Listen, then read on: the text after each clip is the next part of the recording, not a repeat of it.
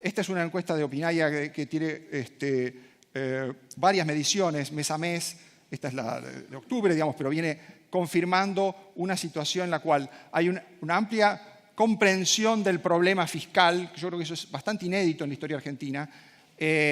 Hay visiones divididas respecto de la cuestión del ajuste, pero el ajuste ha dejado de ser una mala palabra y se entiende incluso el impacto, digamos, que esto tiene que tener sobre tarifas. Digamos, hay un 41% de gente que está, digamos, es comprensiva del problema de las tarifas. Digamos, ¿no? Ustedes dirán, bueno, es una minoría muy, muy importante, ¿no? Tengan en cuenta el volumen que está teniendo esto sobre el gasto de la mayor parte de las familias.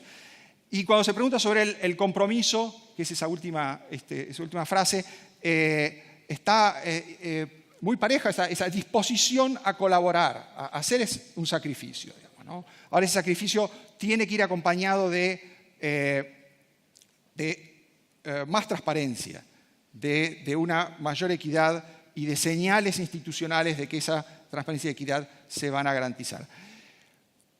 Hay efectivamente también una dosis importante de escepticismo, cosa que, digamos, no hay mucho que explicar de esto, ¿no? Los motivos para ser escépticos son muy, muy amplios.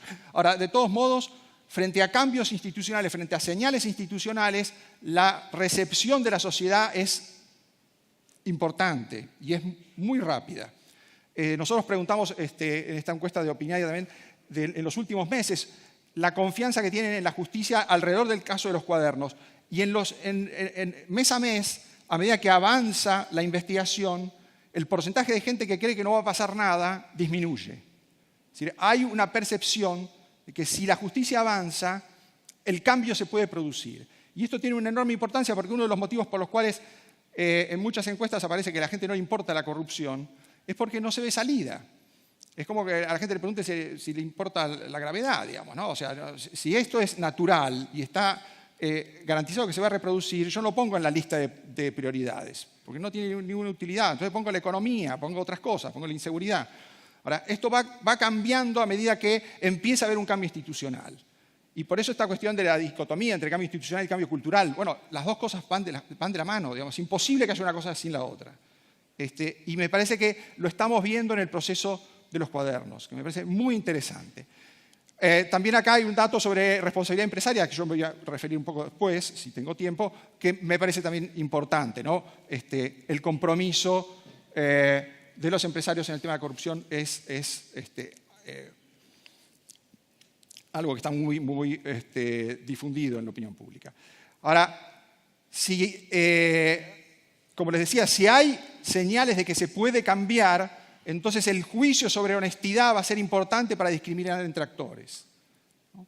Y esto está afectando fuertemente a las fuerzas políticas y está afectando en particular a la oposición, ¿no? Estas son preguntas sobre la capacidad de los opositores de ofrecer una alternativa que está bastante devaluada, en gran medida por la falta de honestidad y transparencia, ¿no? El principal motivo por el cual no se confía en la oposición es esa falta de transparencia y de honestidad.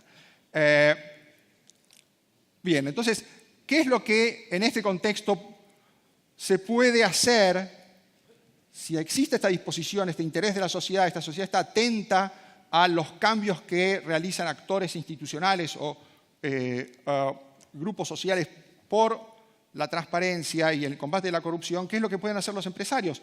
Bueno, en principio, reconocer el problema, digamos, ¿no? El problema sin duda los afecta, no solo por la causa de los cuadernos, ¿no? La idea de que es nueva esta preocupación por la corrupción en el sector privado, bueno, convengamos que esto tiene su historia y todos la conocemos.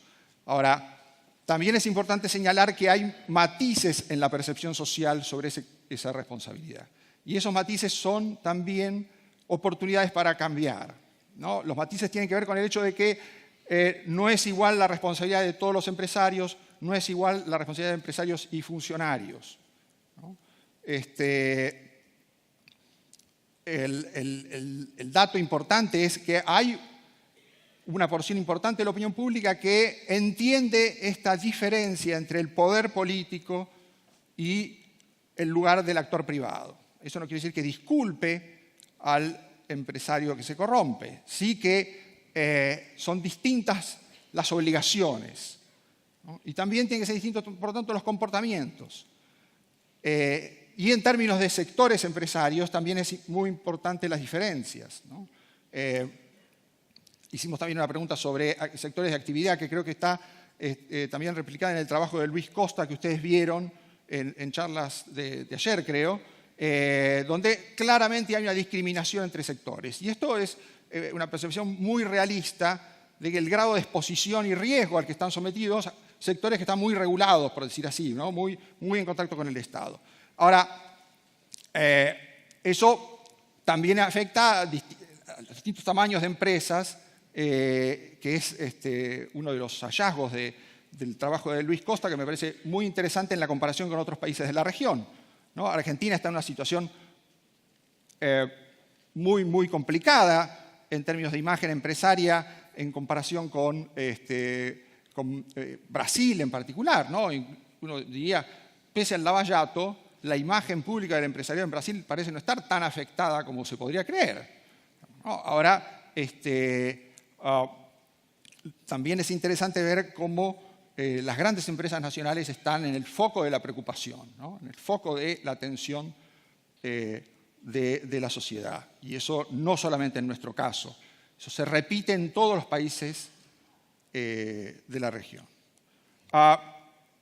Entonces, parte de las preocupaciones que tenemos que atender es cómo combatir esta imagen y el peligro de que, dada nuestra tradición antiempresaria, esta historia que tenemos de una visión muy negativa de los hombres de negocios, se termina alimentando una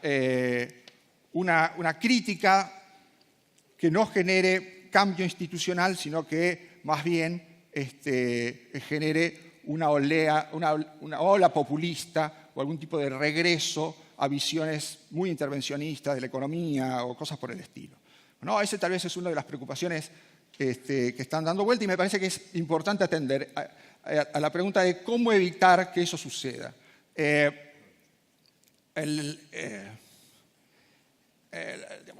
La terapia seguramente será múltiple, pero yo quisiera poner foco para terminar en un aspecto que es fortalecer la acción pública del empresariado, que me parece que es uno de los datos que ayudan a entender en parte una historia de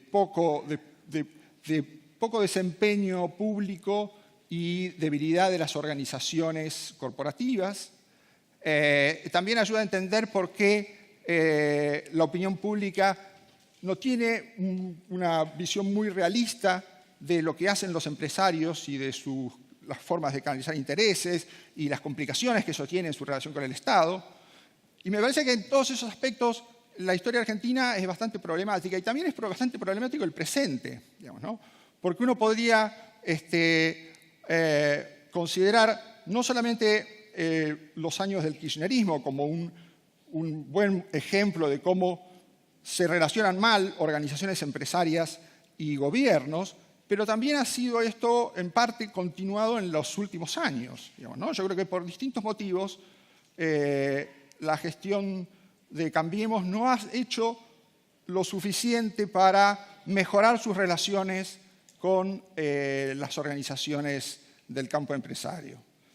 En parte porque asumió con un diagnóstico según el cual los intereses organizados eran más resistentes al cambio que los intereses dispersos. Entonces era mejor relacionarse con empresarios en particular o en forma desagregada que reunir a las entidades empresarias. Creo que también asumió esa visión por una visión tal vez no del todo realista de lo que había estado pasando en los años previos, ¿no? Yo creo que el mundo empresario cambió bastante en la última etapa del kirchnerismo, en parte por miedo, ¿no? En parte por llegar a un punto extremo de amenazas y reacciones que se reflejaron en una serie de experiencias de organización empresaria muy interesantes, de formación de consensos y de búsqueda de canales de comunicación con la sociedad que en otros momentos no se habían cultivado, no se habían fomentado lo suficiente, ¿no? El Foro de Convergencia Empresaria es una experiencia en ese sentido muy interesante y es una pena que el gobierno de Cambiemos no lo haya potenciado, no haya colaborado con ese foro para utilizarlo en pro de mejorar la colaboración público-privada y el apoyo a una serie de iniciativas de reforma. Y creo también que, creo también que el uso a partir de la crisis del último tiempo del argumento del círculo rojo ha ido bastante en detrimento de la colaboración posible con el gobierno de Cambiemos, ¿no? Creo que, entonces, para terminar, si estamos en condiciones de revisar algunos de los errores por los cuales se llegó a esta situación de relativa incomunicación entre organizaciones empresarias y gobiernos, tal vez lo que podemos hacer es avanzar hacia una estrategia más articulada, donde los cambios de conducta particular dentro de las empresas se conecten con políticas públicas a través de una acción corporativa más decidida, que sea capaz efectivamente de influir sobre las decisiones que se toman tanto en el ámbito público como en el comportamiento particular de los empresarios. Creo que hay experiencias muy interesantes al respecto en la región. Una de ellas es la que hace pocos días, gracias al G20, a las reuniones del G20, comentó el presidente de Coparmex, de una de las entidades empresariales más importantes de México, Gustavo de Hoyos, estuvo comentando la experiencia de cooperación de su organización con el sistema anticorrupción de México, ¿no? Y es muy interesante observar el sistema de recolección de datos para evaluar el comportamiento de funcionarios públicos de distintos organismos y de distintos niveles de gobierno, en estados, municipios y también a nivel federal, y cómo eso puede ser utilizado a través de ONGs que cooperan con el sistema anticorrupción para sugerir cambios, para fomentar un juicio público sobre aquellos organismos de gobierno que no están colaborando con el cambio. Y de esa manera evitar que llegue el momento en el cual los empresarios tengan que dar cuenta de por qué, para sostener su actividad económica, han debido entrar en prácticas colusivas, opacas, con esos funcionarios que no habían denunciado o cuyos comportamientos ya tenían que haber previsto, pero nunca hicieron públicos. Entonces, prevenir a través de una información más precisa sobre el grado de exposición a presiones indebidas, me parece que es uno de los caminos que la experiencia mexicana está indicando que puede servir para que el empresariado organizadamente construya una imagen pública más transparente. Muchas gracias. Muy bien, Marcos. Muchas gracias. Tenemos tarea para el hogar, nos dejó acá Marcos. Vamos a hacer una rondita de preguntas antes de hacer un cierre y empezamos por algunas que llegaron acá entre nuestro inestimable auditorio. La primera, doctor Piedecasas, ¿estás atento? Justamente después de los resultados de la auditoría, de la histórica auditoría sobre los juzgados federales, pregunta acá una de las personas que nos acompaña si los hallazgos de esa auditoría podrían ser causales para un juicio político de los magistrados que no se hayan desempeñado de la forma que la sociedad espera de ellos. A ver, me gustaría decirles lo siguiente, que lo estoy pensando desde antes del panel, que es lo siguiente. Concebir a la auditoría y los hallazgos como el reflejo real de la justicia no es verdad. O sea, la auditoría lo que nos refleja, como cualquier sistema de relevamiento de datos y estadístico, es cómo está el mapa, cómo está el funcionamiento y qué es lo que llama la atención, el hallazgo, la duración extrema de plazo, irrazonable. Trabajar sobre los hallazgos sí puede constituirlo. ¿Por qué no? Como lo ha solicitado el diputado Negri, auditar por qué tardó 27 años esta causa y si hay responsabilidad de conducta o desempeño de los magistrados. Sí, puede ser. Ahora quiero decirles lo siguiente. El sistema de justicia nacional y federal está conformado sobre 1000 plazas. De las 1000 plazas, los hallazgos tratan sobre la actuación en determinadas causas y determinados magistrados y no son los porcentajes relevantes. Entonces sería una absoluta injusticia juzgar por los hallazgos el funcionamiento del sistema de justicia. Y nos lleva a un escepticismo y a un pesimismo que no comparto. Lo mismo respecto de los abogados. 109.000 abogados en el interior del país más 90.000 de la capital federal. Y los abogados, la gran mayoría de los abogados, trabajan esforzada y honestamente y tienen un alto compromiso. Y los que están involucrados en estas prácticas ilegales, ilícitas, es una representación porcentual y numérica muy baja. Y lo mismo los empresarios. Si yo de frente, y a riesgo de que el doctor Lipera nunca más me convoque, les diría, si ustedes, los empresarios, todos los 1000 que están aquí, han comprometido en una conducta ilícita, han pagado un soborno y se sienten representados por aquellos que sí lo han hecho. Entonces la respuesta sería, la gran mayoría de los empresarios, como los que he conocido en mis 32 años de actividad profesional, lo hace honestamente, esforzadamente y tratando de que el contexto no afecte esa fundamental fuente de trabajo y de riqueza que es la empresa. Entonces, lo que quiero decir claramente, la auditoría nos da los dos panoramas, el panorama general y el hallazgo, que sí, en determinados casos concretos, puede configurar causal de mal desempeño o mala conducta. Los periodistas sintetizaríamos eso en sí. Eso, el título nuestro es sí, esto es fuente para hacer juicio político a quienes, por supuesto, ameriten en base a esos resultados. Maya, en tu recorrida incansable por los tribunales, ¿qué fuiste percibiendo en los últimos 2 años, 1 año y sobre todo en los últimos meses? Bueno, nuestra rutina periodística cambió mucho, en particular por la causa de los cuadernos. Lo decía antes, con los colegas nos dividíamos entre el 4.º y el 5.º piso, entre la Fiscalía y el Juzgado, y colaborábamos entre todos porque no podíamos llegar a abarcar todo lo que estaba pasando.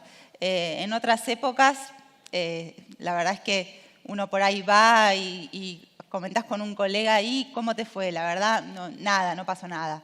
¿No? Eso es un cambio muy profundo.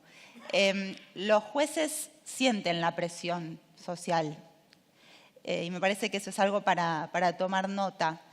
Cuando se los cuestiona, lo sienten. Un juez me dijo este año me dijo, bueno, ahora sí se acabó la impunidad. Estoy hablando de Comodoro Pi, por eso también adhiero a lo que dice Miguel. Cuando hablamos de las causas relevantes en lo institucional, estamos hablando de Comodoro Pi, del fuero federal penal. Y me decía un juez al cual respeto, ahora sí se acabó la impunidad. ¿Qué quiere decir ahora sí? Y antes, ¿no?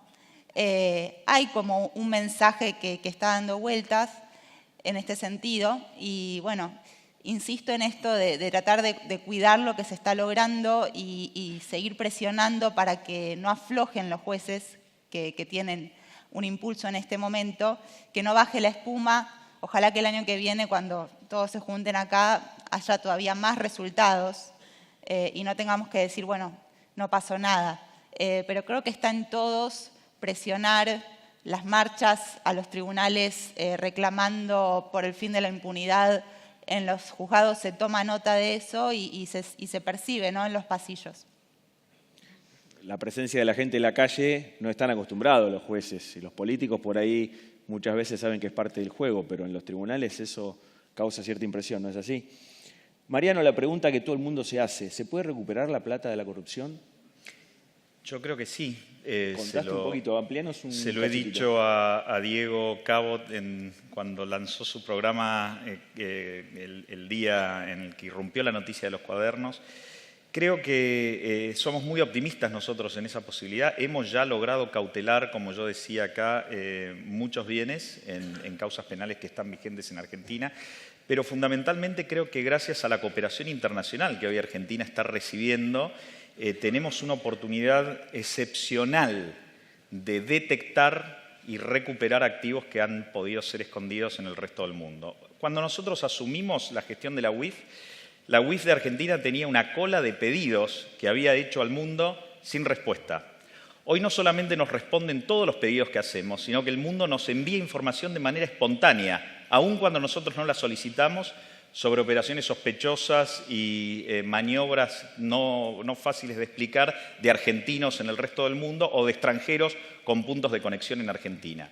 Me he dedicado con mi equipo, porque esto es un trabajo realmente en equipo en estos últimos 2 años y medio, a recorrer gran parte de los centros financieros importantes del mundo para tejer esas alianzas. Esas alianzas están basadas en una estrecha confianza, en relaciones personales de confianza, pero también en la confianza que tiene el resto del mundo en nuestro gobierno y en la capacidad de nuestro gobierno, primero en el compromiso indeclinable en la lucha contra estos delitos y segundo en la capacidad de trabajar con apego a la ley. Lo que el mundo quiere ver es que nosotros hagamos este trabajo con pleno respeto a los derechos y garantías individuales y con respecto a la legalidad. Miren, cuando salgan de acá van a poder entrar a la página web de La Nación y ver, como me acaban de avisar, que Iván Ruiz acaba de publicar que han sido congelados $20 millones del señor Wagner en Suiza. Ese congelamiento fue logrado gracias a un intercambio de información entre nosotros y Bravo.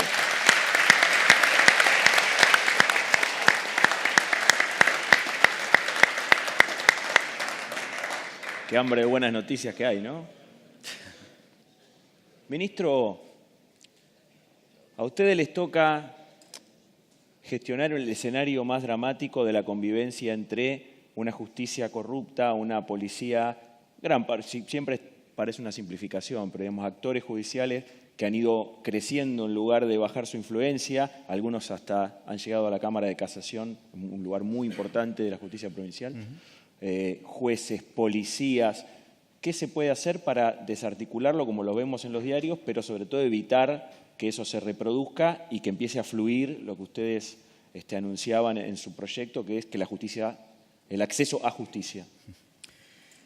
Creo que la integralidad del planteo que estamos haciendo permitirá un cambio en ciertamente el escenario más complejo. O sea, la provincia de Buenos Aires y todo lo que supone el conglomerado humano de conflictos y delitos del conurbano bonaerense genera un problema nacional.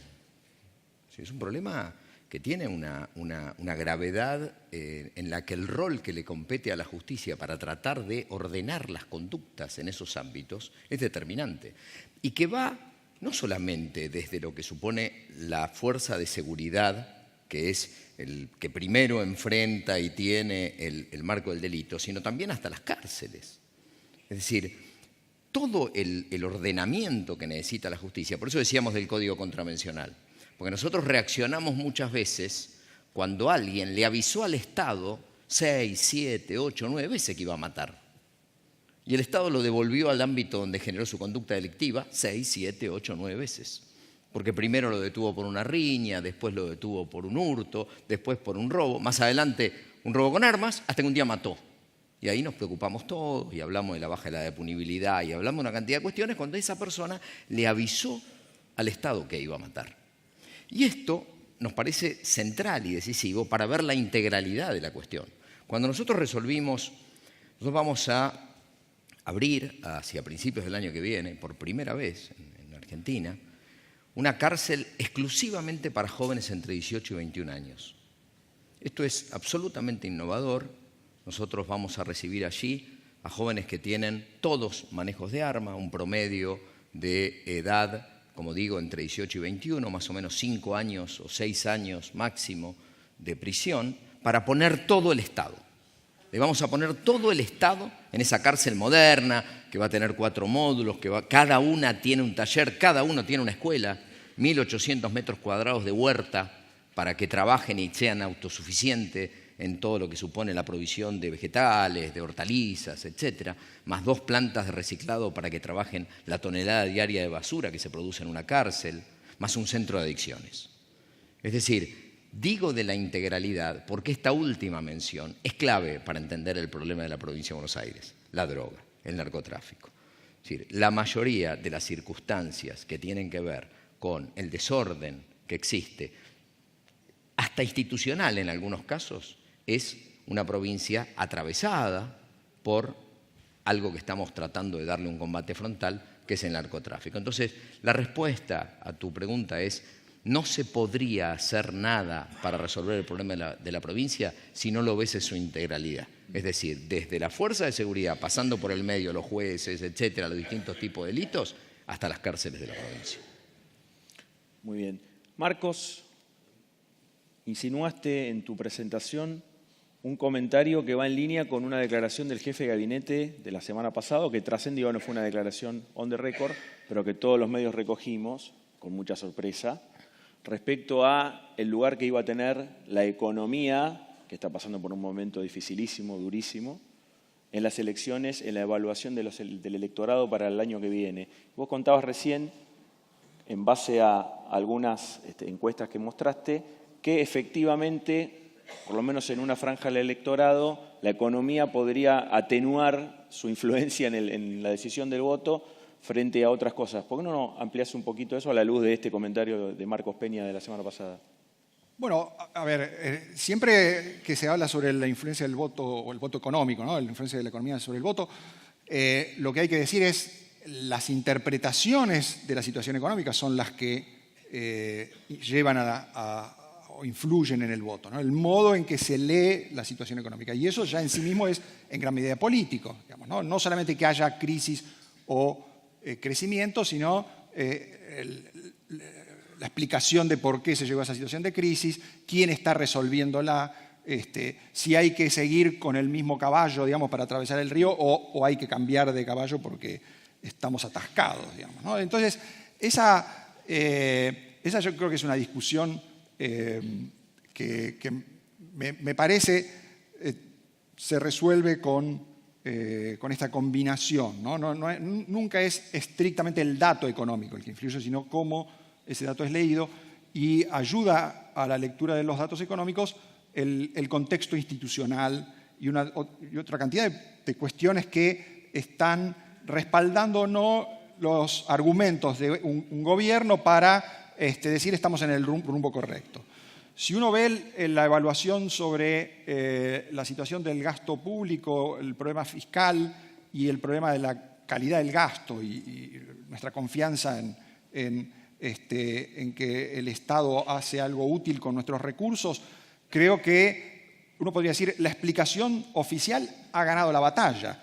Un poco la ha ganado, creo que sin liberarla. O sea, yo creo que el gobierno no es que haya dado muy buenas explicaciones de la situación, sino que es la única disponible porque las otras son muy poco convincentes y porque la sociedad un poco espontáneamente viene inclinándose en dirección a esa visión crítica sobre el modo en que el Estado se comporta, digamos, ¿no? Entonces yo creo que en esos términos no es que la economía va a poder voluntariamente colorear la situación a su gusto, pero sí es cierto que el argumento político del gobierno está trabajando sobre un suelo relativamente fértil,